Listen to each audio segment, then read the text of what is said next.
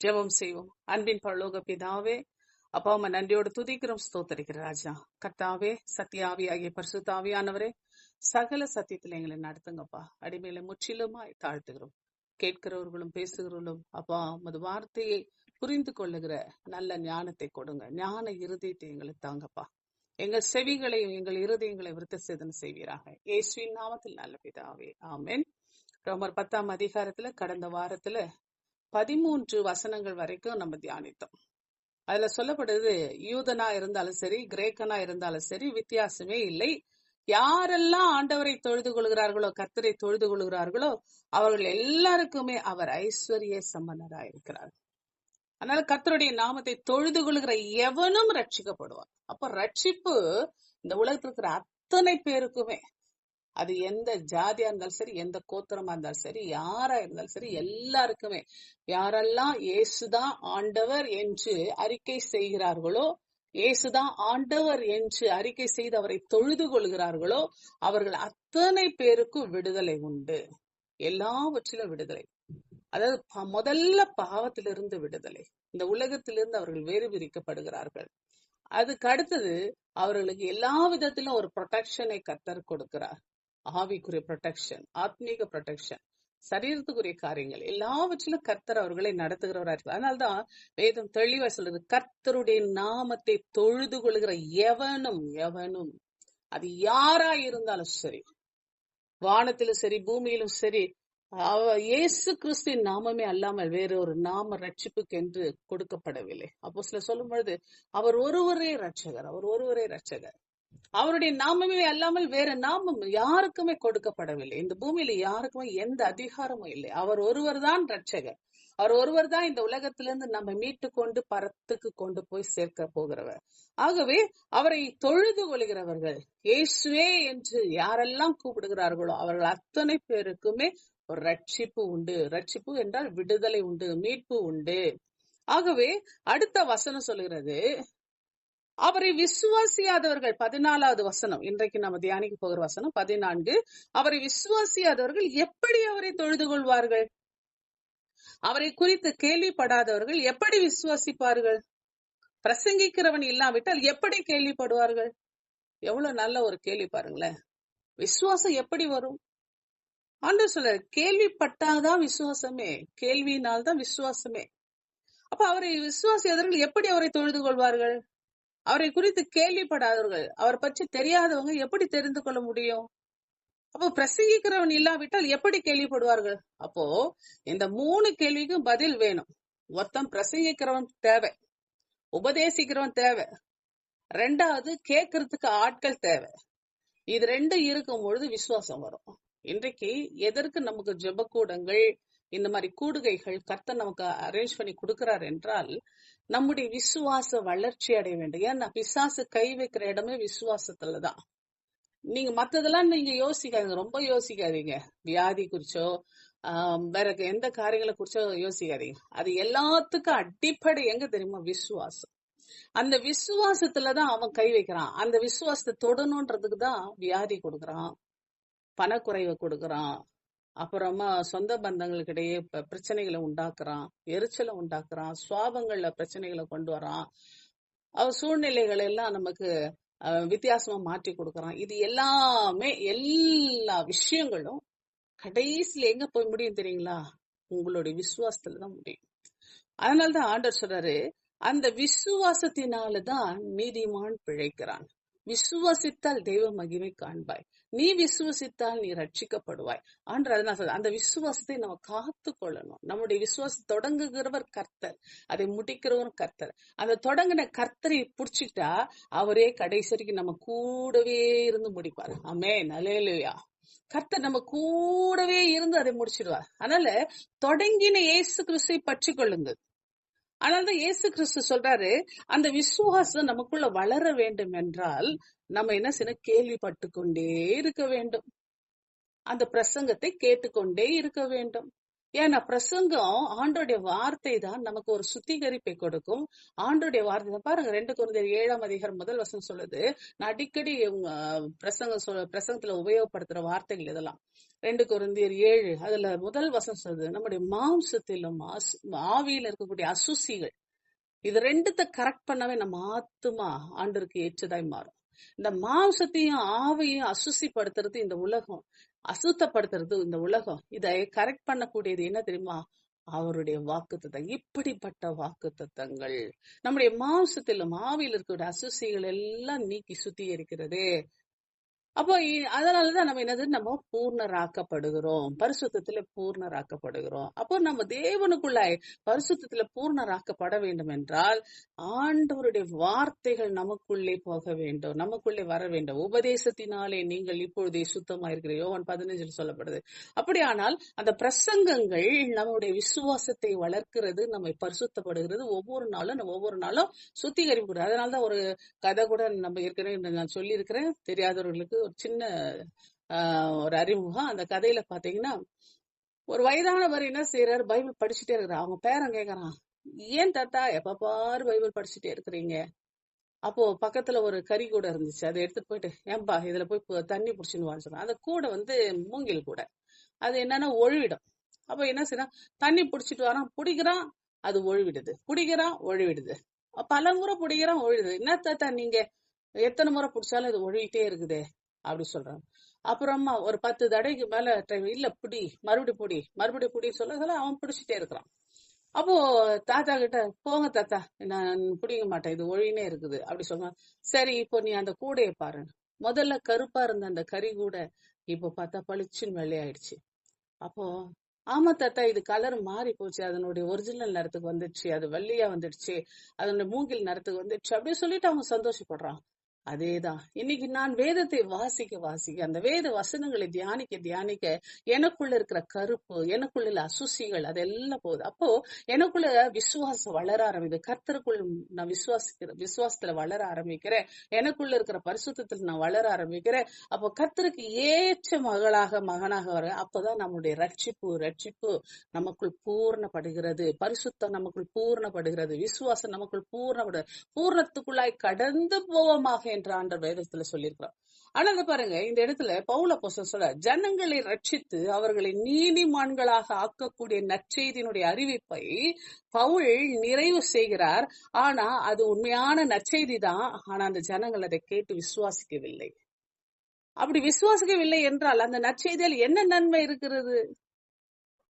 அப்ப அவர் நற்செய்தி பிரசங்கிப்பதனுடைய அவசியத்தையும் தேவன் தம்முடைய ஊழியர்களை அதற்காக அனுப்பினதை பற்றி அவர் விலக்கி சொல்றதை நம்ம பாக்குறோம். இப்ப வேதத்தில் பார்க்கும்போது அப்போஸ்தலர் 1:8 பார்க்கும்போது, பரிசுத்த ஆவி உங்களிடத்தில் வரும்பொழுது நீங்கள் பெலன் அடைந்து எருசலேமிலும் யூதேயா முழுவதிலும் சமாரியாவிலும் பூமியின் கடைசி பரியந்தம் எனக்கு சாட்சிகளா இருப்பீர்கள். கர்த்தர் அனுப்புறாரு, உனக்குள்ள பரிசுத்தாய் வந்துடுச்சா, நீ பெலன் அடைஞ்சிட்ட, நீ போ யூதேயா, அந்த இடத்துல அவர் சொல்ற எருசலேம் உங்க வீட்டுல, யூதேயா உங்க சொந்தக்கார மத்தியில, அடுத்தது சமாரியா மற்ற புறஜாதி மத்தியில உங்க ஃப்ரெண்ட்ஸ் சர்க்கிள்ல, அடுத்து பூமியின் கடைசி உலகத்துல மத்தவங்களுக்கு, மத்த ஸ்டேட்டுக்கு, மத்த ஊருங்களுக்கு, மத்த கிராமங்களுக்கு இப்படி நீங்கள் போவீர்கள். அப்போ ஆண்டவருடைய வார்த்தையானது கடந்து செல்ல வேண்டும் என்று அவர் சொல்லுகிறார். அப்போ அந்த இடத்துல அவர் சொல்ற, விசுவாசியர்கள் எப்படி அவரை தொழுது கொள்வார்கள், கேள்விப்படாத. அப்போ கேள்விப்பட வைக்கணும். பிரசங்கிக்கிறவன் தேவை என்பது யாரை சொல்லுகிறார்? பரிசுத்தாய் பெற்ற ஒவ்வொருவருக்கும் ஆண்டவர் சொல்றார். நீங்கள் எல்லாம் ஆண்டவருடைய பிள்ளைகள், அபிஷேகம் பெற்ற பிள்ளைகள், உங்களுக்கும் ஆண்டவர் சொல்றார், நீங்கள் பலன் அடைந்திருக்கிறீர்கள். அந்த பலனை இன்னும் கொஞ்சம் நம்ம வளர்த்து கொண்டே இருக்க வேண்டும். அதுக்குதான் நம்ம கேட்டுட்டு அப்படியே போய் சொல்லணும். இப்ப பாத்தீங்கன்னா சில பேர் இந்த நோட்டீஸ் எல்லாம் கொடுப்பாங்க, சில அட்வர்டைஸ்மெண்ட் சொல்லுவாங்க. இப்போ ஒன்னும் இல்ல, இந்த ஆஃபர், ஆடி ஆஃபர் கொடுப்பாங்க பாருங்களேன், 50% டிஸ்கவுண்ட் அப்படின்வாங்க. இந்த விஷயம் பாத்தீங்கன்னா, அவன் நோட்டீஸ் ஒரு கொஞ்சம் பேர் கொடுத்திருப்பான், ஒரு 100 பேருக்கு கொடுத்திருப்பான். ஆனா அந்த 100 பேருக்கு கொடுத்தது அந்த நோட்டீஸ் பாத்தீங்கன்னு சொன்னாக்கா, ஆயிரக்கணக்கான பேர் என்ன செய்வாங்க, அப்படியே ஜவுளி கடையில குவிவாங்க. காரணம் என்னன்னா, ஆட்டோமேட்டிக்கா அது அப்படியே பிரபகந்தாவும், அப்படியே என்னது எல்லார் மத்தியிலும் அப்படியே பிரபலியமா அது போயிட்டே இருக்கும் பாருங்க அந்த வார்த்தைகள். ஏங்க இந்த பொன்ராஜன்ஸ்ல 50% டிஸ்கவுண்ட் போட்டிருக்காங்களாமே, நல்லா இருக்கு, சூப்பரா இருக்கு சாரீஸ் எல்லாம், போங்களேன். அது என்னன்னா உடனே அது ஆமா ஆமா ஆமா பக்கத்துல இருக்கிறவங்கிட்ட சொல்லுவாங்க, ஆமா பொன்ராஜன்ல போட்டிருக்காங்களாம். இப்படி என்னன்னா அந்த வார்த்தைகள் என்ன செய்யுது, சீக்கிரமா என்னது பக்கத்துல அப்படியே போயிட்டே இருக்கு, பரவிட்டே இருக்குது பாருங்க. அப்போ தேவனுடைய வார்த்தையானது என்னது, இதே போலதான் பரவ வேண்டும் என்று சொல்லுது. இயற்கையாகவே கர்த்தர் என்ன செய்யறாரு, மனுஷனுக்குள்ள ஒரு நல்ல விஷயம் நமக்குள்ள கிடைக்கும் பொழுது, நல்ல ஒரு ஆஃபர் கிடைக்கும் போது, நல்ல ஒரு விடுதலை கிடைக்கும் போது, நம்மளை அறியாமலே வெளியில சொல்லணும்ன்ற எண்ணத்தை தேவன் நமக்குள்ள விதைச்சிருக்கிறார். நல்ல விஷயங்களை ஷேர் பண்ணணும்ன்ற எண்ணத்தை மனுஷனுக்கு ஆண்டவர் இயற்கையாவே கொடுத்திருக்கிறார். அதனாலதான் ஆண்டவர் சொல்றாரு, பரிசுத்தாவி உங்களிடத்தில் வரும்பொழுது நீங்கள் பலன் அடைந்து, நீங்க மட்டும் இல்ல, உங்க கூட ஒரு ஹெல்பர் இருக்கிறாரு, தேற்றவாளன் இருக்கிறார், ஒரு துணையாளர் இருக்கிறார். அப்ப அந்த ஹெல்பர் துணையோட கூட நீங்க என்ன செய்யுங்க, போங்க உங்க வீட்டுல சாட்சியா இருங்க, மத்த இடத்துல சாட்சியா இருங்க, எல்லா இடத்துல சாட்சியா இருங்க. அப்போ சாட்சியா இருக்கணும், பூமியை கடைசி பரியந்த சாட்சியா இருங்க. ஏன்னா இயேசு கிறிஸ்து என்ன செய்யற, ஒவ்வொருத்தையும் அனுப்புகிறார். எனக்கு பிரசங்கிக்கிறவன் தேவை அல்லவா, சொன்னாதானே கிடைக்கும். இன்னைக்கு சொல்லாம எப்படி ஊழியம் வளரும் சொல்லுங்க பாக்கலாம். ஊழியம் எப்படி வளரும்? ஊழியம் வளர வேண்டும் என்றால் அறிவிக்கணும், சொல்லணும். சொன்னாதான் ஊழியம் வளரும். சொன்னாதான் அந்த இடத்துல கேள்விப்படுவார்கள். கேள்விப்பட்டாதான் ரட்சிப்பு வரும். கேள்விப்படுற இடத்துல தான் விசுவாசம் வரும். அங்கதான் அந்த ஊழியம் வரும். அப்ப ஆண்டவர் சொல்ற பாருங்க, இயேசு மறுபடி அவர்களை நோக்கி, உங்களுக்கு சமாதானம் உண்டாவதாக, பிதா என்னை அனுப்பினது போல நான் உங்களை அனுப்புகிறேன்னா என்னன்னா, போகணும், ஃபீல்டு ஒர்க் செய்யணும், ஒருத்தட்டையாவது 2 பேர்ட்டையாவது பேசணும், நம்ம மத்தவங்கிட்ட ஷேர் பண்ணணும். உங்களால் வெளியில போக முடியல, போன்லயாவது பேசுங்க. போன்ல பேசி ஆண்டவருடைய நாமத்தை மகிமைப்படுத்துங்க, ஆண்டரை பத்தி சொல்லுங்க. இது போல நீங்க சத்தியத்தை கேளுங்க, ஆண்டரை பத்தி சொல்லுங்க. அவர்களுக்கு என்ன பிரச்சனை, அந்த பிரச்சனை குறித்து பேசி அதுக்கு என்ன ஆண்டவர் உங்க மனசுல பேசுறாரோ அந்த வார்த்தைகளை அவங்கள்ட்ட ஷேர் பண்ணுங்க. இது போல ஜெபம் பண்ணுங்க. உங்களுக்கு முடியலையா, ஜெபிக்கிறவங்கிட்ட கொண்டு வாங்க. அப்படி கொண்டு சொல்லுங்க. அவங்களுக்கு விசுவாசத்தை நம்ம உருவாக்கி விசுவாசம் நம்ம வளர்ச்சி அடையதான் அற்புதங்கள் நடக்கும். விசுவாசிக்காம ஆண்டருக்கு பிரியமா இருக்க முடியாது. நல்லா கவனிச்சுங்க, விசுவாசம் இருந்தாதான் அற்புதம் நடக்கும். விசுவாசம்னா நம்பிக்கை இருந்தாதான் அற்புதம் நடக்கும். உங்களுக்குள்ள அந்த நம்பிக்கை முதிர்ச்சி அடையணும், நம்பிக்கை உங்களுக்குள்ள வளரணும். அப்படி வளரும் பொழுது, அதனால தான் ஆண்டவர் சொல்றாரு, நான் உங்கள் அனுப்புகிறேன், என்னை பிதா அனுப்பினது போல நான் உங்களை அனுப்புகிறேன் என்று சொல்றாரு. வேதத்துல சொல்லும் பொழுது லூக்கால 24ஆம் அதிகாரத்துல நற்செய்தி பகுதியில இப்படி சொல்லி, எழுதி இருக்கிறபடி கிறிஸ்து பாடுபடவும் 3ஆம் நாளில் மரித்தோரிலிருந்து எழுந்திருக்கவும் வேண்டியதாய் இருந்தது. அன்றைய மனம் திரும்புதலும் பாவ மன்னிப்பும் எருசலேம் தொடங்கி சகல தேசத்தாருக்கும் அவருடைய நாமத்தினாலே பிரசங்கிக்கப்படவும் வேண்டியது. பிரசங்கிக்கணும். பிரசங்கித்தால்தான், சொன்னாதான், ப்ரீச் பண்ணாதான் நம்ம, அதாவது ப்ரீச்சிங் சொன்னாக்க மைக் வச்சுக்கிட்டோ இப்படி குரூப் வச்சுக்கிட்டோ அப்படின்னு இல்ல. நீங்க ஒருத்தருக்கு ஒருத்தர் ஷேர் பண்ணி பேசுங்க பாருங்க, அது கூட ப்ரீச்சிங் தான். நீங்க ஒரு ஆள் இன்னொரு ஆளுக்கு நீங்க சொல்லுங்க பாருங்க, நற்செய்தி அறிவிங்க. அதாவது சோல் வின்னிங் சொல்லுவாங்க. அது ஒரு ஆத்துமாவை நேரடியா அப்படியே சந்திக்கிற ஒரு அனுபவம். அது ரொம்ப அருமையானது. ஆத்துமா ரட்சிப்பு சீக்கிரமா கிடைக்கும். ஒருத்தரை சந்திக்கிறது, ஒரு குடும்பத்தை சந்திக்கிறது, ஒரு ஆளுகிட்ட பேசுறது, இதெல்லாம் பாத்தீங்கன்னா ரொம்ப அற்புதமான சோல் வினிங், தெரியுங்களா? அந்த மாதிரி நீங்க பேசி ஆட்களை நீங்கள் கொண்டு வர வேண்டும். ஆண்டவருடைய சமூகத்துல அவர்களை கொண்டு வர வேண்டியது ரொம்ப ரொம்ப அவசியமா இருக்குது. பாருங்க, ஆண்டவர் சொல்றாரு, எருசலேம் தொடங்கி முதல்ல உங்க வீட்டாரை சந்திங்க, உங்க சொந்த வந்தவங்கிட்ட சொல்லுங்க, இந்த மாதிரி ஒரு ஜெபம், இந்த மாதிரி நம்ம சேர்ந்து ஜெபிக்கலாம், இப்படி ஒரு கூட்டம் நடக்குது வாங்க, இப்படி ஒரு கூடுகை இருக்குது வாங்க, அல்லது நீங்க சொல்லுங்க இப்படி ஒரு பிரேயருக்கு போலாம், இந்த இடத்துல ஜெபம் நடக்குது வாங்க, இப்படி சர்ச்ல இன்னைக்கு கூட்டம் நடக்குது வாங்க, இப்படி ஏதாவது நீங்க சொல்லுங்க, ஆண்டவரை பத்தி சொல்லுங்க. நீங்க கேட்ட வசனங்களை நீங்க சொல்லுங்க. ஏதாவது ஒரு வார்த்தை சொல்லுங்க பாரு, அந்த வார்த்தை அவங்களோட பேசும். அருமையான மார்க் 16ஆம் அதிகாரம் 15வது வசனத்துல சொல்லும் பொழுது, பின்பு அவர் அவர்களை நோக்கி, நீங்கள் உலகம் எங்கும் போய் சர்வ சிருஷ்டிக்கும் சுவிசேஷத்தை பிரசங்கிங்கள். சர்வ சிருஷ்டிக்கும் சுவிசேஷத்தை பிரசங்க. அப்போ இந்த உலகத்துல இருக்கிற அத்தனை பேருக்கும் நம்ம என்ன செய்யணும்? சுவிசேஷத்தை அறிவிக்க வேண்டும் என்று வேதம் சொல்லுகிறது. இப்போ இந்த உலகம் முழுவதுக்கும் ஆண்டவர் நமக்கு கொடுத்த பெரிய கட்டளை அது. அப்ப இந்த உலகம் முழுவதுக்கும் நம்ம சுவிசேஷத்தை சொல்ல வேண்டும் என்று தேவன் நமக்கு கட்டளை கொடுத்திருக்கிறார். கட்டளை இது கட்டளை. அப்ப அந்த கட்டளையை நம்ம நிறைவேற்ற வேண்டும். நம்ம எல்லாருமே சொல்லணும். ஒரு சாதாரண ஒரு புடவை ஒரு ஜவுளி கடையில ஒரு 50% ஆஃபர்ன்றதை எவ்வளவு சந்தோஷமா சொல்றோம். இன்னைக்கு நீங்க பெற்ற நற்செய்தி சொல்லணும். எங்க அக்கா கூட இன்னைக்கு சாட்சி சொல்றேன். இன்னைக்கு வேண்டாம், நாளைக்கு சொல்லு, எனக்கு 1/2 மணி நேரம் வேணும்னு சொல்லி கேட்டுச்சாக்கா. நான் எனக்கு நிறைய நான் சாட்சி சொன்னோம், எனக்கு ஆர்டர் செஞ்சது நான் சொன்னோம் அப்படி சொல்லிட்டு அது சொல்லிட்டு இருந்தது. உண்மையாதான். அந்த சாட்சிகளை சொல்லுங்க. உங்களுக்கு நடந்த விஷயம் சொல்லுங்க. அதுவே நற்செய்தி. நீங்கள் பெற்றதை, யான் பெற்ற இன்பம் பெருக இவ்வையகம் சொல்லுவாங்க. நான் பெற்ற இன்பத்தை, நான் பெற்ற சுகத்தை, நான் பெற்ற அனுபவத்தை நான் மற்றவர்கிட்ட ஷேர் பண்ணணும். அதுதான் நற்செய்தி, வேற எதுவும் இல்ல. பாருங்க, மத்தேயு 28ஆம் அதிகாரத்துல அவர் சொல்றாரு, இயேசு சமீபத்தில் அவர்களை நோக்கி சீஷர்கிட்ட அவர் சொல்றாரு, வானத்திலும் பூமியிலும் சகல அதிகாரமும் எனக்கு கொடுக்கப்பட்டிருக்கிறது. ஆகையால் நீங்கள் புறப்பட்டு போய் சகல ஜாதிகளையும் சீஷராக்கி பிதா குமாரன் பரிசுத்தாவின் நாமத்தினாலே அவர்களுக்கு ஞானசானம் கொடுத்து நான் உங்களுக்கு கட்டளையிட்ட யாவையும் அவர்கள் கை கொள்ளும்படி அவர்களுக்கு உபதேசம் பண்ணுங்கள்.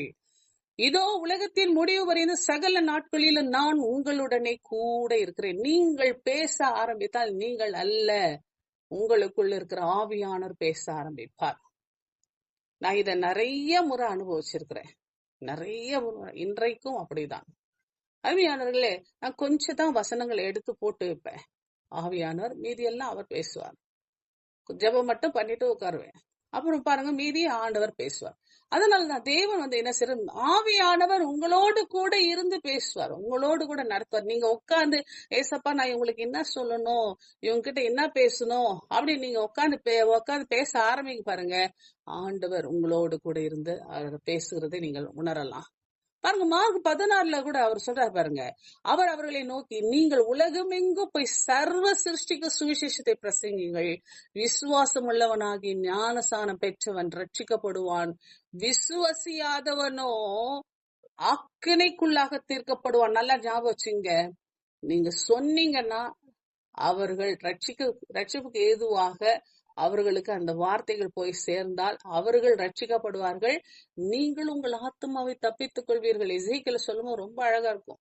நம்ம ஆண்டவருடைய வார்த்தைகளை சொல்லும் பொழுது, அந்த வார்த்தைகளை உபதேசத்தை நாம் சொல்லும் பொழுது, ஒரு ஆத்மாவை ரட்சிப்புகளை நடத்தும் பொழுது நம்முடைய ஆத்மாவை நம்ம காப்பாற்றிக் கொள்கிறோம். ஏன்னா ஒரு மனுஷனுக்கு சுவிசேஷம் அறிவிப்பது நம்முடைய கடமை. நம்ம சொல்லாமல் போனா அந்த ரத்த பழி நம்மேல் விழும். சுவிசேஷத்தை அறிவிக்காவிட்டால் ஐயோ அப்படின்ட்டு வேதம் சொல்லுகிறது. அப்ப ஆண்டவருடைய நற்செய்தி, ஆண்டவர் எனக்கு கொடுத்த அந்த அனுபவத்தை மற்றவங்கிட்ட ஷேர் பண்ணலாம் ஐயோ என்று சொல்லப்படுது. ஆகவே அந்த இடத்துல சொல்லும் போது அவர்கள் சொல்லும் பொழுது நம்ம ஆத்துமாவையும் காப்பாத்துகிறோம், அவர்களையும் காப்பாத்துறோம். ஆனால் சில நேரங்களில் நம்ம சொல்லிடுறோம், அவங்க கேட்கல, கவலைப்படாதீங்க. கேட்கறது கேட்காதல அவங்க விருப்பம். ஏன்னா ஊழியம், ரட்சிப்பு எல்லாம் கர்த்தர் கரத்துல இருக்கு. நம்ம சொல்ல வேண்டியது மட்டும், நம்ம டியூட்டி மட்டும் செய்யணும், நம்ம செய்ய வேண்டிய கடமை மட்டும் செய்வோம், மீதி எல்லாம் அவருடையது. அப்போ அறிவித்து விட்டா அவர் சொல்றாரு, விசுவாசியாதவன் யார் அவன் ஆக்கினை. இன்னைக்கு உலகத்துல நான் பயங்கரமா ஒரு வார்த்தை சொல்லப்படுது, வசனம் பின்னாடி நான் சொல்றேன். ஒரு வசனத்தை நான் போட்டு வச்சேன். அதுல பாத்தீங்கன்னா, இந்த உலகத்துல எல்லாருக்கும் நற்செய்தி அறிவிக்கப்படுது. அந்த நற்செய்தி நம்புகிறவர்கள் நித்திய ஜீவனுக்குள்ள வர்றாங்க, நம்பாதவர்கள் எல்லாம் அதுக்குரிய ஆக்கினை, தேவ கோபத்துக்கு ஆளாகிறார்கள். நம்பாதவர்கள். அப்போ இந்த உலகத்துல எவ்வளவோ பேர் நம்பாம இருக்கிறாங்க. இயேசு நம்புறாங்க, ஆனா அந்த முழுமையாய் அவர்தான் அப்படின்ட்டு நம்புறவங்க ரொம்ப சொற்ப பேர். வெறும் அற்புதத்துக்காக வர்றவங்க கொஞ்சம் பேர் இருக்கிறாங்க. ஆனா உண்மையிலுமே மனசார என் தேவனாய் அவரை நான் ஏற்றுக்கொள்கிறேன், இந்த உலகத்தில் உண்மையான தேவன் அவர்தான், என்னை படைத்தவர், சர்வத்தை படைத்தவர் அவர்தான் என்பதை புரிந்து கொள்ளாத பாருங்க. வேதம் சொல்லுது தீத்துல, பொய்யுரையாத தேவன் ஆதி காலம் முதல் நித்திய ஜீவனை குறித்து வாக்குத்தத்தம் பண்ணி அதை குறித்த நம்பிக்கை பற்றி தேவ பக்திக்கு ஏதுவான சத்தியத்தை அறிகிற அறிவும் விசுவாசம் தேவனால் தெரிந்து கொள்ளப்பட்டவர்கள் உண்டாயிருக்க முடியாது. அப்படியானால் ஒரு சிலர் தான் ஆண்டவருடைய நற்செய்தி கேட்பதற்கு ஆண்டவர் என்ன செய்யறார், ஏதாவது ஒரு வாய்ப்பை உருவாக்கி கொடுக்கிறார். சில நேரங்கள் பாத்தீங்கன்னா சில பேருக்கு சில பிரச்சனைகள் வருது. அந்த பிரச்சனைகள் வரும் பொழுது என்ன செய்ய, இயேசு கிட்ட போனா நல்லா நடக்குமா அப்படின்ட்டு வருவாங்க. அந்த பிரச்சனைகள் காரணம் என்னன்னா, அந்த பிரச்சனை மூலமாகாத இயேசுவை அவர்கள் ஏற்றுக்கொள்வார்களா என்பதற்காக தேவன் அதை அனுமதிக்கிறார். சகலம் ரோமர் 8:28 தெரியுங்களா? அதுல சொல்றது, அன்றி அவருடைய தீர்மானத்தின்படி அழைக்கப்பட்டது சகலமும் நன்மைக்கு ஏதுவாயிருக்கிறது. சில பிரச்சனைகள் தேவன் நம்முடைய வாழ்க்கையில கொடுத்திருக்கிறார் என்றால் அது இன்னும் தேவனை கிட்டி செல்வதற்கும் முழுமையாய் தேவனை ஏற்றுக்கொள்வது. அதனால தான் ஆண்டவர் சொல்றார், ஆதி காலம் முதல் நீங்க பிறக்கிறதுக்கு முன்னாடியிலிருந்தே உங்களை குறித்து ஒரு தேவ திட்டம் உண்டு, ஒரு ப்ளூ பிரிண்ட் போட்டு வச்சிருக்கிறாரு, உங்களை குறித்து ஒரு சித்தம் வச்சிருக்கிறாரு. அந்த சித்தத்தை பற்றி ஆண்டவர் சொல்ற அந்த வாக்கு தத்தம் என்னன்னா, நீங்கள் நித்திய ஜீவனுக்கு போக வேண்டும், நாம் எல்லாம் நித்திய ஜீவனுக்குள்ள போக வேண்டும். அதற்காக எது வேணாலும் செய்வார், எது வேணாலும் செய்வார். எதுன்னு அடிச்சு உதைச்சு கூட திருத்துவார் பாருங்க, எது வேணாலும் செய்வார். சில பிரச்சனைகளை வேணுன்ட்டு கூட அனுமதிப்பார். சில பேர் பிரச்சனைகள் உங்க வாழ்க்கையில சில பிரச்சனைகள் வேணுன்ட்டு, ஏன்னா அந்த பிரச்சனை வரும்பொழுது நீங்கள் ஆண்டவர்கிட்ட நெருங்கி செல்வதற்கு ஒரு வழி வாய்க்கால்களை கண்டுபிடிக்கிறீங்க. ஆனா அந்த ஆண்டவர் சொல்றாரு, வாக்கு தத்தம் பண்ணி அதை குறித்து நம்பிக்கை பற்றி தேவ பக்திக்கு ஏதுவான சத்தியத்தை அறிகிற அறிவு, அந்த விசுவாசம் தேவனால் தெரிந்து கொள்ளப்பட்டவர்களுக்கு தான் ஆண்டவர் சொல்றாரு. ஆகவேதான் ஆண்டவர் சொல்றவர், இயேசுவின் இடத்தில் உள்ள சத்தியத்தின்படி நீங்கள் அவரிடத்தில் கேட்டறிந்து போதிக்கப்படுகிறீர்கள். ஆண்டவரால நீங்கள் போதிக்கப்படுகிறீர்கள். பவுல் அப்போஸ்தலனுடைய வாழ்க்கையில பாத்தீங்கன்னா ஆண்டவர் சொல்றாரு, அவர் ஒரு அராஜகம் பிடிச்சவர், ஒரு மனுஷன். அவர் யூத மார்க்கத்திலையும் மற்ற மார்க்கத்திலையும் இயேசு கிறிஸ்துவை ஏற்றுக்கொண்டவர்களை அவரை அடித்து கொள்றதும் கல்லெறிஞ்சு கொள்றதும் அதற்கெல்லாம் உத்தரவு கேட்டு அது ஒரு லீடராட்ட அவர் என்ன செய்யறாரு, அந்த இடத்துல செயல்பட்டவர். லெட்டர் வாங்கிட்டு வர்றது போறது இந்த மாதிரி பல காரியங்களை செஞ்சிட்டு இருந்த ஒரு மனுஷன். அவர் பென்யமின் கோத்திரத்தை சேர்ந்தவர். அவர் நல்ல ஒரு படிப்பாளி, கமாலியல் பாதத்துல படிச்ச ஒரு நல்ல அறிவாளி. ஆனால் இயேசு கிறிஸ்துவை குறித்து அறிவு இல்லை, அவருடைய கண்கள் திறக்கப்படல. ஸ்தேவானை அடிக்கும் பொழுது கல்லெறிஞ்சு கொள்ளும் பொழுது அங்க பக்கத்துல நின்று பார்த்துன்னு தான் இருந்தாரு. ஆனாலும் அவர் கண்கள் திறக்கப்படல. அந்த இடத்துல ஸ்தேவானை அடிச்சு கொண்டு அந்த இடத்துல அந்த துணியெல்லாம் ஒப்படைச்சிட்ட பிறகு அந்த துணியெல்லாம் இவர் பாதத்துக்கிட்டதான் வச்சாங்க. அப்படியெல்லாம் ஒரு பொறுப்புள்ள ஒரு அதிகாரி இருந்தவர் லெட்டர் வாங்குறதுக்காக தமஸ்கை நோக்கி போகும் பொழுது அவர் என்ன, கண்கள் திறக்கப்படுகிறது. ஆவிக்குரிய கண்கள் திறக்கப்படுது, மாம்ச கண்ணு மூடப்படுது. ஏன்னா கொஞ்சம் யோசிக்கிறதுக்கு. ஏன்னா நல்லா கவனிங்க, ஜெபம் பண்ணும்போது நம்மள அறியாம கண்ணை மூடுறோம். ஏன் தெரியுங்களா? இந்த உலகத்துல இருந்து நம்ம கொஞ்சம் டிஸ்கனெக்ட் பண்ணணும். நம்மளுடைய எண்ணங்களை டிஸ்கனெக்ட் பண்றது நம்ம கண்ணு தான் சரீரத்துடைய இலக்கு.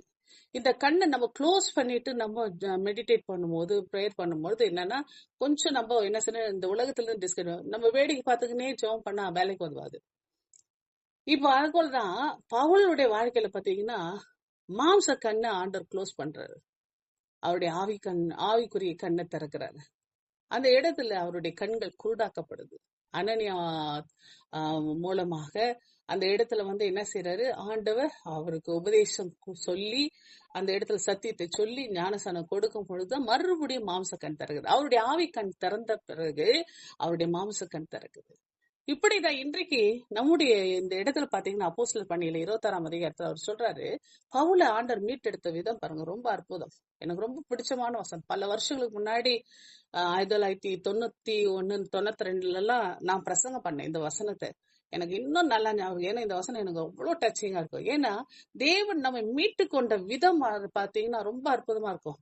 உன் சுய ஜனத்தாரிடமிருந்து ஆண்டு சொல்ற, உன் சுய ஜனத்தாரிடத்து நின்றும் அந்நிய ஜனத்தாரிடத்து நின்றும் உன்னை விடுதலையாக்கி, முதல்ல நம்மள என்னன்னா நம்ம சொந்த பந்தங்கிட்ட இருந்து, அடுத்து அந்நிய ஜனம் மத்தவங்க கிட்ட இருந்து, மற்ற உறவுகள், மற்ற காரியங்கள், மற்ற மக்கள் எல்லா இடத்துல இருந்து உன்னை விடுதலையாக்கி, முதல்ல மைண்ட்ல இருந்து முதல்ல நம்ம விடுதலை ஆகணும். அவர்கள் என்னை பற்றும் விசுவாசத்தினாலே, மறுபடியும் அவர் நல்லா கவனிக்கணும் இந்த வார்த்தையை, அவர்கள் என்னை பற்றும் விசுவாசம். இப்ப நான் விடுதலை ஆக்கிட்டேன், உன்னை நான் விடுதலை ஆக்கிட்டேன், அங்க இருந்து நான் உன்னை வேறு பிரிச்சுட்டேன். வேறு பிரிச்ச பிறகு அவர் சொல்றார் பாருங்க, அவர்கள் யாரு, யார்கிட்ட இருந்து விடுதலை ஆனியோ, யார் எந்த இடத்துல இருந்து விடுதலை ஆனியா? அவர்கள் என்னை பற்றும் விசுவாசத்தினாலே. அப்போ உன்னுடைய சுய ஜனத்தார், உன் சொந்த பந்தங்கள், மற்ற அந்நிய ஜனங்கள், புறஜாதிகள், இவர்களிடத்துல அவர்கள் என்னை பற்றும் விசுவாசத்தினாலே பாவ மன்னிப்பையும் பரிசுத்தமாக்கப்பட்டவர்களுடைய சுதந்திரத்தை பெற்றுக் கொள்ளும்படியாக அவர்கள் இருளை விட்டு ஒளியின் இடத்திற்கும் சாத்தானுடைய அதிகாரத்தை விட்டு தேவனிடத்துக்கு திரும்பும்படி நீ அவர்களுடைய கண்களை திறக்கும் பொருட்டு இப்பொழுது உன்னை அவர்களிடத்தில் அனுப்புகிறேன். இப்ப என்ன தெரியுங்களா ஆண்டர் செய்யறது? ஒரு நல்ல என்ன செய்ய, மறுபடியும் ஒரு அழுக்கான பாத்திரம் இருக்குது பாத்தீங்கன்னா, இப்போ நம்ம வீட்டுல சமைக்கிறவங்களுக்கு நல்லா தெரியும், நல்ல எல்லா பாத்திரம் ரொம்ப அழுக்காயிட்டு இருக்கு. இப்போ அதுல ஒரு பாத்திரம் நான் வச்சுங்களேன். அப்போ என்ன ஆண்டர் என்ன செய்யறாரு, அந்த அழுக்கு பாத்திரத்துல இருந்து எடுக்கிறாரு, எடுத்து நல்லா துளைக்கிறாரு, துளைக்கி கிளீன் பண்ணி கழுவிட்டு என்ன செய்யறாரு, இப்ப அந்த பாத்திரத்தை, இதோ அங்கெல்லாம் அழுக்காகுது எல்லா பாத்திரமும், அந்த பாத்திரத்தை நீ சுத்திகரிக்கணும் அப்படின்ட்டு ஆண்டர் என்ன செய்யறாரு, அனுப்புறாரு. இப்ப அப்படிதான் இன்னைக்கு அந்த புறஜாதிகள், நம்ம சொந்த பந்தங்கள் மத்தியிலே தேவன் என்னை சுத்திகரிச்சு மறுபடி அங்கே அனுப்புகிறார். இதுதான் ஊழியங்க. இதுதான் பவுல் அப்போஸ்தலனுக்கு செய்த அதே காரியம் தான் இன்னைக்கு உங்களையும் உங்களை மீட்ட தேவன் நீங்க மட்டும் ரட்சிப்படைஞ்சு பரலோகம் போகணும்ட்டு மீட்கல. நீங்க மட்டும் போனில்ல, உங்க பிள்ளைங்க மீட்படையணும், உங்க சொந்த பந்தம் மீட்படையணும், உங்க கூட பிறந்தவங்க மீட்படையணும், உங்களுடைய அக்கம் பக்கத்தார் மீட்படையணும், அதே போல மற்றவர்கள், அதாவது உங்க சர்க்கிள் அப்படியே விரிவடைஞ்சுக்கிட்டே போகணும். அதுதான் ஆண்டர் நம்மிடத்துல எதிர்பார்க்கிறார். அதனாலதான் தேவன் சொல்றாரு, உன்னை மீட்டதனுடைய நோக்கம் நீ மட்டும் பரலோகம் போகணும் அப்படி இல்ல. அதுதான் பவுல் மூலமா நமக்கு சொல்லித்தர காரியம்.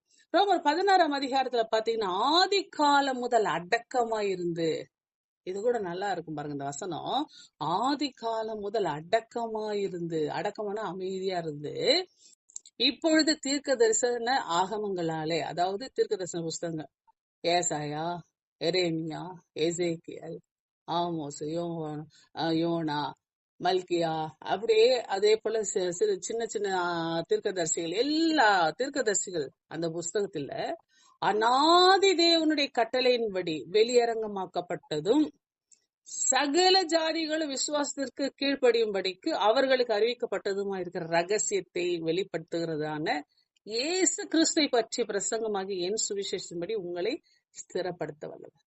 அப்ப பாருங்களேன், இது எப்படி ஸ்டெப் பை ஸ்டெப்பா ஆண்டவர் நமக்கு சொல்லி கொடுக்குறாரு பாருங்க. ஆதி காலத்துல அடக்கமா இருந்துச்சு, ஆனா தீர்க்கதரிசிகள் வந்த பிறகு என்னாச்சு, கொஞ்சம் அப்படியே ப்ராஃபஸி வருது. சில தீர்க்க தரிசனங்கள் இயேசு கிறிஸ்துவை குறித்து அறிவிக்கிறாங்க. ஏசாயால பாத்தீங்கன்னா 9:6 என்ன சொல்றது, அவர் அதிசயமானவர், ஆலோசனை கர்த்தர், வல்லமை உள்ள பிதா, நித்திய பிதா, அப்படியே சொல்லிட்டே வருது, சமாதான பிரபு. இது அப்படியே என்னது இயேசு கிறிஸ்து அறிமுகப்படுத்திட்டே வராங்க. அதே போல ஏசாயால மறுபடியும் பாத்தீங்கன்னா இயேசு கிறிஸ்துனுடைய ஆவியானவர், அவர் ஈசாயின் வேர், இப்படி ஏசாயால. அதே போல எரேமியால சொல்லும் போது எரேமியால இயேசு கிறிஸ்து குறிச்சு முன்குறிச்சு அவர் சொல்றாங்க, நான் ஒருவரை அனுப்புவேன், அவர் உங்களுக்கு அறிவிப்பார் அப்படி சொல்லிட்டு ஏசாயா 22, எரேமியா 22, 23 அதிகாரத்துல பாத்தீங்கன்னா, தேசமே தேசமே கர்த்தருடைய வார்த்தை கீழ். இன்னைக்கு அந்த வார்த்தையை படிக்கும் பொழுது ஒரு பாட்டு வந்துச்சு, அந்த பாட்டை தான் போட்டேன், தேசமே தேசமே தேசமே கர்த்தருடைய வார்த்தை கீழ். அந்த பாட்டு இன்னைக்கு போட்டேன். அப்ப பாத்தீங்கன்னா அந்த வார்த்தைகள் என்னன்னா, ஆண்டவருடைய வார்த்தை கேளு, ஆண்டவர் உன்னை மீட்பதற்காக வந்திருக்கிறார் அப்படி சொல்லும் பொழுது பாருங்க, அந்த தீர்க்க தரிசன ஆகமங்கள் மூலமா ஆண்டவர் என்ன செய்யறாரு, அநாதி தேவனுடைய கட்டளையின்படி வெளியரங்கமாக்கப்பட்ட இயேசு கிறிஸ்துவை சகல ஜாதிகளுக்கும் விசுவாசத்துக்கும் கீழ்ப்படியும்படி, சகல ஜாதிகள் மத்தியில அவர் மேல விசுவாசம் வைக்கும்படிக்கு, கீழ்ப்படிய வைக்கப்படிக்கு, அந்த இயேசு கிறிஸ்துவனுடைய அந்த ரகசியங்களை அது பிரசங்கமாக சுவிசேஷமாக இன்னைக்கு நம்ம ஒவ்வொருத்தரும் பவுலு கொடுத்த மாதிரி இன்னைக்கு ஒவ்வொருத்தருக்கும் நமக்கு கொடுத்துட்டே இருக்கிறார். அப்போ பழைய ஏற்பாட்டுல இருந்து சில வசனங்கள் பேசினா யார அடிப்படையை வச்சு பேசுறோம், இயேசுவை தான். அப்போ புதிய ஏற்பாட்டுல பேசினா இயேசுடைய பிரசங்கத்தை பேசுறோம். நிருபங்கள்ல பேசினா இயேசு பேசினதை நம்ம பேசுறோம், இயேசு சொன்னது நிறைவேறுகிறதை பேசுறோம். ஆக சென்டர் பாயிண்ட் என்ன, இயேசு கிறிஸ்து. அப்ப இயேசு கிறிஸ்துவை, அவரை குறித்த சுவிசேஷம், அவரை குறித்த செய்திகளை இன்றைக்கு நம்ம பேசும் பொழுது அந்த வார்த்தைகள் நம்மை உருவாக்குகிறது. அவர் எப்படி இருந்தார், எப்படி இருக்கிறார், எப்படி இருக்க போகிறார், எப்படி வரப்போகிறார், அவர் என்ன செய்ய போகிறார், நம்மை குறித்து அவர் நமக்காக செய்து வைத்த தீர்மானங்கள், ரகசியங்கள் எல்லாவற்றையும் அது நமக்கு அறிவிக்கிறதா இருக்கிறது. ஆனால் பாருங்க, கர்த்தரோ எனக்கு துணையாக நின்று, தீமோத்தேயுல பவுலுக்கு சொல்வார் பாருங்க, கர்த்தரோ எனக்கு துணையாக நின்று என்னாலே பிரசங்கம் நிறைவேறுவதற்காகவும் புறஜாதியார் எல்லாரும் கேட்பதற்காகவும் என்னை பலப்படுத்தினார். சிங்கத்தின் வாயிலிருந்து நான் ரட்சிக்கப்பட்டேன். பவுல் அப்போஸ்தலன் படாத பாடு இல்ல. தானியேல் போல சிங்க குகையில கூட போட்டு எடுத்திருக்காங்க. அதனால சிங்கத்தின் வாயிலிருந்து கூட நான் ரட்சிக்கப்பட்டிருக்கேன் அப்படின்றார். அவர் எல்லா கட்டுகளுக்கும் உட்பட்டவர். கப்பல் சேதம், அதே போல இயேசு கிறிஸ்து எப்படி வாரினால் அடிக்கப்பட்டார், அது போல அவர் பலமுறை வாரினால் அடிக்கப்பட்டவர். அப்ப பாருங்க, இது போல பல விதமான பலமுறை ஜெயில், சிறைச்சாலை வாசம், அது கடல் பிரயாணங்கள், இரவு கண் விழிப்புகள், தூக்கம் இல்லாத நிலை, சாப்பாடு இல்லாத நிலை. ஆனாலும் எந்த நிலையிலும் இயேசுவை மறுதளிக்கவே இல்லை.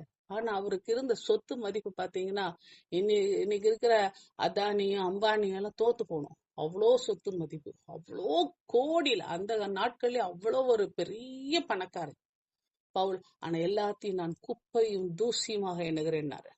எல்லாவற்றையும் கர்த்தருக்காக விட்டுட்டு அவர் என்னது ஊர் ஊரா போறாரு.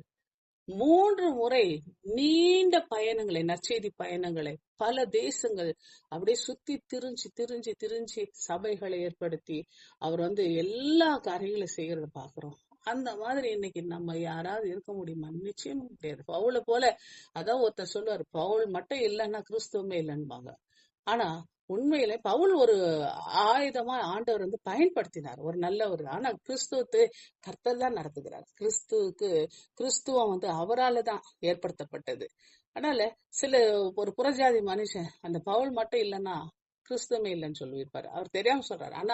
ஆனா பவுல் ஒரு கருவியாய் ஆண்டவர் எடுத்து பயன்படுத்தார். 13 நிறுவங்களை எழுதி இருக்கிறாரு. எவ்வளவு அற்புதமான ஒரு மனுஷன், தேவனால் பயன்படுத்தப்பட்ட பாத்திரம். அவர் அந்த அளவுக்கு தியாகம் செஞ்சிருக்கிறார் பாருங்க. ஆகவே இப்படியாய் அதே போல பாருங்க, அந்த அறிவிக்கும் பொழுது ஒரு ரட்சிப்பு வருது பாருங்க. எவ்வளவு பெரிய ரட்சிப்பு. உதாரணத்துக்கு பாத்தீங்கன்னா, யோனா ஆண்டவர் போய் அறிவின்றார். ஆனா யோனா போல அட்டமெண்டா இருந்தான். நான் போனாக்க நீங்க மாத்தி பேசுறாள், நான் போக மாட்டேன்ட்டான், நின்ட்டான். ஆனா நினிவேக்கு அவர் போகும் பொழுது அந்த இடத்துல ஆண்டவர் வழிகட்டாயமா அனுப்புறாரு. அறிவிச்சு ஒருவேளை அந்த இடத்துல ரட்சிக்கப்படுவதற்கான ஒரு சூழ்நிலை உருவாகலாம் அல்லவா? அப்போ யோனா வலுக்கட்டாயமா அனுப்பப்படுறாரு. மீன் வாயில விழுங்கப்பட்டு 3 நாள் அவரு அங்க பட்டினியா கிடந்து, அதுக்கப்புறமா மறுபடியும் நினிவே கரையில கக்கப்பட்டு, அந்த இடத்துல நினிவேல போயிட்டு அவரு இன்னும் 40 நாள்ல நீங்க இந்த இடம் அழிக்கப்படும் அப்படி சொல்லும் பொழுது, ராஜா முதற்கொண்டு ஆடு மாடுகள் வரைக்கும் எல்லாமே என்னன்னா அந்த சணல் உடை தரித்து ரட்டுடுத்தி அவர்கள் உபவாசித்து கர்த்தரை நோக்கி ஒருவேளை கர்த்தர் இறங்குவார் அப்படி சொல்லிட்டு பாருங்க. மனுஷரும் மிருகங்களும் 8வது வசனம் சொல்லுகிறது. யோனா 3ஆம் அதிகாரத்துல 8வது வசனம் சொல்லுகிறது, மனுஷரும் மிருகங்களை ரட்டினால் மூடிக்கொண்டு தேவனை நோக்கி உரத்த சத்தமாய் கூப்பிடும். அவரவர் தம் பொல்லாத வழியும் தம் கையில் உள்ள கொடுமையை விட்டு திரும்பவும் கடவர்கள். யாருக்கு தெரியும்? ராஜா சொல்றார், யாருக்கு தெரியும்? நாம் அழிந்து போகாதபடி ஒருவேளை தேவன் மனஸ்தாபப்பட்டு தம்முடைய உக்கிர கோபத்தை விட்டு திரும்பினாலும் திருப்புவார் என்று கூற சொன்னான். பாருங்க, எவ்வளவு ஒரு நம்பிக்கை பாருங்க, எவ்வளவு ஒரு அற்புதம் பாருங்க. அங்க சொன்னதுனால தானே அங்க இவ்வளவு மாற்றம் வந்துச்சு. சொல்லலாம் வந்திருக்குமா? யோனா அறிவித்ததுனால்தான், சொன்னதுனால்தான் கடவுள் இப்படி செய்ய போறாரு, கடவுளுடைய கோபம் இப்படி வரப்போகுது அப்படி சொன்னதுனால. இன்னைக்கு கூட கடைசி கால சத்தியங்கள்லாம் நம்ம அறிவிக்கிறோம். இந்த கடைசி கால சத்தியங்களை அறிவிக்கும் பொழுது ஏன் இப்படி எல்லாம் நடக்க போகுது ஏன் சொல்றோம்? எச்சரிப்பு. அந்த எச்சரிப்பு இப்போ இந்த காரியங்களை சொல்வதனால அது பயமுறுத்துகிற காரியம் அல்ல. ஒருவேளை பொல்லாத வழிகளை விட்டு மனம் திரும்பி ஒருவேளை ஆண்டவருடைய அந்த சத்தியத்துக்குள்ள அவர்கள் வருவதற்கு ஒரு வாய்ப்பாகும் என்பதற்காக தான். ஆண்டவருடைய விசுவாசத்துக்குள்ள வருவதற்கு அவர்கள் ஒரு வாய்ப்பாகும் என்பதற்காக தான். அருமையானவர்களை, இன்றைக்கு தேவன் நம்மை இந்த நாளிலே நற்செய்தி அறிவிக்கிறோம். சொல்லி பாருங்க. ஒருவேளை வந்தா அந்த ஆத்மா பரலோகத்துக்கு கூட்டின்னு போற ஒரு பாக்கியம் உங்களுக்கு கிடைக்கும் இல்லையா? அதனாலதான் ஆண்டவர் சொல்றாரு, நம்ம அறிவிக்க வேண்டும். அதனாலதான் இந்த இடத்துல தெளிவா சொல்றாரு, அவரை விசுவாசியாதவர்கள் எப்படி அவரை தொழுது கொள்ள முடியும்? விசுவாசிக்கலன்னா எப்படி தொழுது கொள்ள? அந்த விசுவாசம் எப்படி வரும்? கேள்விப்பட்டாதானே வரும். இன்னைக்கு யோனா நற்செய்தி சொன்னதுனால தானே அவர்கள் மனம் திரும்புறதுக்கு ஒரு வழி கிடைச்சிச்சு. இன்னைக்கு சொல்லலன்னா, யோனா சொல்லலன்னா அந்த நினிவே பட்டணம் மனம் திரும்பிக்குமா? அந்த நினிவே ரட்சிக்கப்பட்டிருக்குமா? அந்த பட்டணம் முழுசும் ரட்சிக்கப்பட்டது. கடைசியில பாருங்க, ஐயோ இவங்களுக்கு ஒண்ணுமே நடக்கலையே, நம்ம சொன்னதுனால அவங்க மனம் திரும்பிட்டாங்களே, அவங்களுக்கு அழிவு வருமானு போயிட்டு உட்காந்து ஆமனுக்கு செடிக்கிட்ட உட்காந்துட்டான் இவன். அருமையானவர்களே, இன்றைக்கு நாம மற்றவர்கள் கெட்டு போகணும்னு நினைக்க கூடாது, மற்றவர்கள் ரட்சிக்கப்படணும்னு நினைக்கணும். அவன் ஆத்துமா நரகத்து போக கூடாதுன்னு நினைக்க. முடிஞ்ச வரைக்கும் ஒரு வார்த்தையா, அது 2 வார்த்தையா நம்ம சொல்லிடுவோம். நம்ம முடிஞ்சுன்னா ஒரு ட்ராக்ஸாவது கொடுத்துருவோம். நீங்க பேச முடியலன்னா ட்ராக்ஸாவது கொடுத்துருவோம். அப்படி கொடுக்கும் பொழுது கர்த்தர் நிச்சயமா ஆண்டவர் அவர்களை ரட்சிப்பதற்கு ஒரு வழி திறப்பார். அருமையானவர்களை, யோவான் 20ஆம் அதிகாரம் அதுல பார்க்கும் பொழுது 31வது வசனத்துல சொல்லும் பொழுது, இயேசு தேவனுடைய குமாரனாகிய கிறிஸ்து என்று நீங்கள் விசுவாசிக்கும்படியாகவும் விசுவாசித்து அவருடைய நாமத்தினாலே நித்திய ஜீவனை அடையும்படியாகவும் இவைகள் எழுதப்பட்டிருக்கு. அப்போ இயேசு கிறிஸ்து அவர் அவரை விசுவாசிக்கும்படியாக அவருடைய நாமத்தினாலே நித்திய ஜீவனை அடையும்படியாக இவைகள் எழுதப்பட்டு. அப்ப இன்னைக்கு பைபிள் நமக்கு எழுதி கொடுத்ததனுடைய நோக்கம் என்ன? நாமும் ரட்சிக்கப்படணும், நம்ம விசுவாசித்து நாம ரட்சிக்கப்படணும். அதனால நான் பரலோகம் போய் சேரணும். இதற்காக தான் வேதம் நமக்கு எழுதப்பட்டிருக்கிறது, வேதம் எழுதி கொடுக்கப்பட்டிருக்கிறது. விசுவாசம் இல்லாமல் தேவனுக்கு பிரியமா இருப்பது கூடாத காரியம். இன்னைக்கு நம்ம தேவனை விசுவாசிக்காம அவருக்கு பிரியமா இருப்பது கூடாத காரியம். என்ன, தேவனிடத்தில் சேருகிறவன் அவர் உண்டு என்றும் அவர் தம்மை தேடுகிறவருக்கு பலன் அளிக்கிறவர் என்றும் விசுவாசிக்க வேண்டும். முதல்ல நம்பிக்கை வேணும். ஏன்னா தேவனிடத்தில் சேருகிறவன் அப்படின்னா என்ன? நான் பரலோகம் போகணும் அப்படின்ற நம்பிக்கை இருக்கிறவன், அவர் இருக்கிறாரு, அவர் என்னை கொண்டு போய் சேர்ப்பாரு, அவர் வருவாரு, என்னை அழைத்து செல்வாரு, தம்மை தேடுகிறவருக்கு அவர் பலன் அளிப்பாரு, அவரை நான் கண்டிப்பா நான் தேடுறேன், அதனால எனக்கு கண்டிப்பா நான் கேட்கறது கிடைக்கும், என்னை வழி நடத்துவாரு. அந்த நம்பிக்கை உங்களுக்குள்ள இருக்கணும். உங்களுக்குள்ள இருந்தா நிச்சயமாகவே விசுவாசத்தினாலே நீதிமான் பிழைப்பான். நீ விசுவாசித்தால் தேவ மகிமை காண்பேன். ஆகவே இந்த நாளில கூட அவரை விசுவாசியாதவர்கள் எப்படி அவரை தொழுது கொள்வார்கள்? அதனால இன்னைக்கு விசுவாசியாத மக்கள் அநேகர் நம்மை சுற்றி இருக்கிறார்கள், நிறைய பேர் இருக்கிறாங்க. அப்ப அவர்கள் கர்த்தரை தொழுது கொள்ள வேண்டுமானால் அவர்கள் கேள்விப்பட வேண்டும். அவர்கள் கேள்விப்படணும்னா அவங்க கேட்கணும், ஆண்டோட வார்த்தை கேட்கணும். அந்த கேட்கறதுக்கு யார் வேணும்? பிரசங்கிக்கிற வேணும். பிரசங்கினா மைக்க பூச்சி பிரசங்கிக்கிறோம் இல்ல, நீங்களும் நானும் தான் பிரசங்கிக்கணும், பேசணும். சும்மா பேசினா போதும். ஆண்டவர்கிட்ட 2 வார்த்தை, ஆண்டவர் பத்தி 2 வார்த்தை பேசுங்க, ஆண்டவர் பத்தி 2 வார்த்தை சொல்லுங்க, போதும். அந்த வார்த்தை ஒரு வார்த்தை கூட தொடும். இயேசு உன்னை நேசிக்கிறார், அந்த வார்த்தை கூட அவங்கள தொடும். என்னைக்கோ ஒரு சோதனை நேரத்துல, என்னைக்கோ ஒரு வேதனை நேரத்துல அந்த வார்த்தைகள் அவங்களோடு கூட பேசும். அருமையானவர்களே, ஆண்டவர் உங்களை நிச்சயமாய் ஆசீர்வதிக்கிறார். நீங்கள் ஒவ்வொருவரும் விசேஷமானவர்கள். நீங்கள் ஒவ்வொருவரும் பவுலை போல வேறு பிரிக்கப்பட்டு அழைக்கப்பட்டவர்கள். உங்களை தேவன் விசுவாசியாத ஒரு கூட்டத்தின் மத்தியிலே அவர்கள் தொழுது கொண்டு தேவனுக்குள்ளாக ரட்சிக்கப்படும்படிக்கு கேள்விப்பட, ஆண்டவருடைய சத்தியத்தை கேள்விப்படுவதற்காக நீங்கள் ஒரு பிரசங்கிமார்களாக, நீங்கள் ஒரு சுவிசேஷிகளாக ஆண்டவர் உங்களை அனுப்ப சித்தமா இருக்கிறார். ஆக இந்த நாளில் நம்ம ஒப்பு கொடுப்போம். ஆண்டவரே, நான் ஒன்னும் பெரிய கூட்டத்துல பிரசங்கிக்க முடியாது, ஒருத்தருக்காக நான் சத்தியத்தை சொல்லணும். டிராவல் பண்ண பக்கத்துல இருக்கிறவங்களுக்காக சத்தியத்தை சொல்லணும். நான் பாக்குறவங்களுக்கு ஒரு 2 வார்த்தையாவது சொல்லணும். ஆண்டவரே, தெரியாத மக்கள் மத்தியில நீங்க பிரசங்கிங்க. கர்த்தர் உங்களை ஆசீர்வதிப்பார். தேவன் இந்த நாளிலே இந்த ஒரு வசனத்தை தியானிப்பதற்கு கர்த்தர் ஒரு கிருபை பாராட்டி இருக்கிறார். கர்த்தருக்கு சித்தமானால் 15வது வசனத்தை நம்ம அடுத்த வாரத்துல நாம் தியானிப்போம். கர்த்தர் தாமே நம்மை ஆசீர்வதிப்பாராக. ஜெபம் செய்வோம். அன்பின் பரலோக பிதாவே, எல்லா மகிமையும் கனமும் உமக்கே செலுத்துகிறோம். கர்த்தாவே, எங்களை அழைத்ததனுடைய நோக்கம், எங்களை வேறு பிரித்ததனுடைய நோக்கம் நாங்கள் மட்டுமல்ல, எங்களை போன்ற மற்றவர்களையும் உம்மண்டையில் கொண்டு வருவதற்காக தான். விசுவாசியாதவர்கள் எப்படி அப்பா உம்மை தொழுது கொள்ள முடியும்? தொழுது கொள்ளாமல் எப்படிப்பா ரட்சிக்கப்பட முடியும்? இதற்கு அப்பா, அவர்களுக்கு சத்தியம் தெரிய வேண்டுமே. அதற்காக தானே எங்களை முதல்ல வேறு பிரிச்சீங்க. பவுலை வேறு பிரிச்சு கொண்டு போனீங்களா, அதே போல எங்களையும் வேறு பிரிச்சு இந்த நாளில அப்ப வச்சிருக்கிறீங்க. ஆனால் எங்கள் மூலமா எத்தனை பேர் வந்திருக்கிறாங்க என்று நாங்கள் எப்படி சொல்ல முடியும் தகப்பனே?